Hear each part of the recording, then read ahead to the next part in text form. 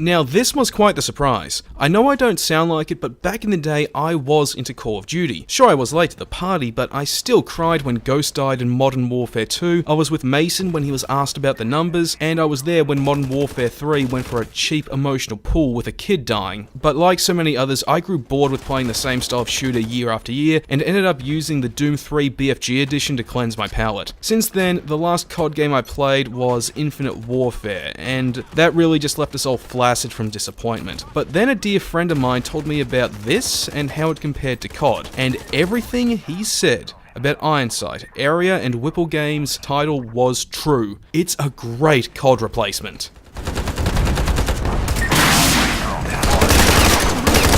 Now there is a story to Ironsight involving economic instability pitting the US and Russia against one another, but Ironsight's focus is squarely on a pure multiplayer experience. So whatever is said in the opening cinematic can be ignored. The only time story or even single player comes into play is during tutorial missions, or when you first start the game up and watch the intro cinematic.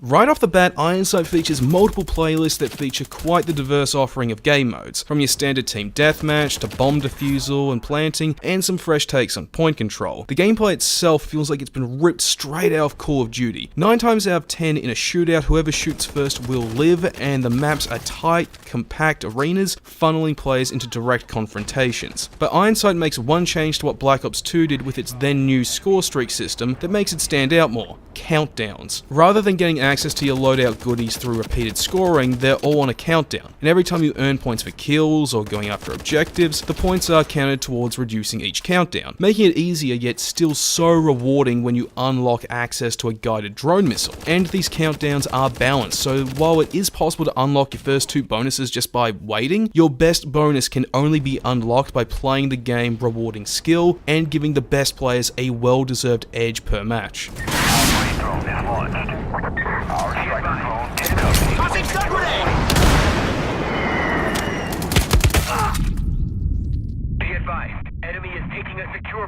Visually, the game is well presented with an art direction that was liberally inspired by Modern Warfare and Black Ops 2 with some East Asian eye candy mixed in. I won't deny it may be impractical for the female soldiers to be basically supermodels, but I can't really complain about it, and more than anything, I like that Whipple decided to revel in military fantasy rather than sanitize their artists. Either that, or they know that sexy babes sell games. The overall graphical fidelity is solid, with the only visual drawback being some blocky and flat map geometry, which is more than likely just a product of a limited budget than a lack of talent or skill from the developers.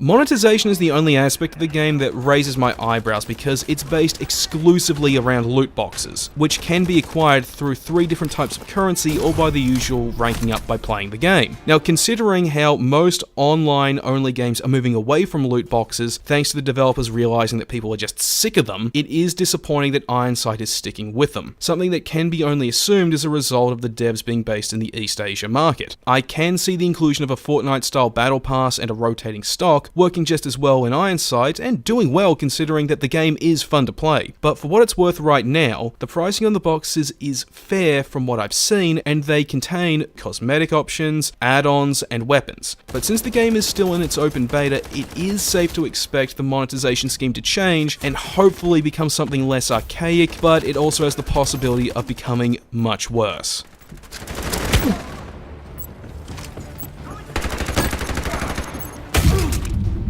In its current state, Ironsight is already a fun game that managed to take me back to a time when Call of Duty was undeniably good, yet still manages to do enough to stand as its own product. Its method of acquiring money from its player base may be odorous, but at least it doesn't impact the experience or do something as egregious as charging for a red dot sight. If you've been looking for a new shooter to play on PC, then this is something that's worth keeping an eye on, especially if it's already this good in just beta form, then it has so much potential to reach as more updates are rolled out.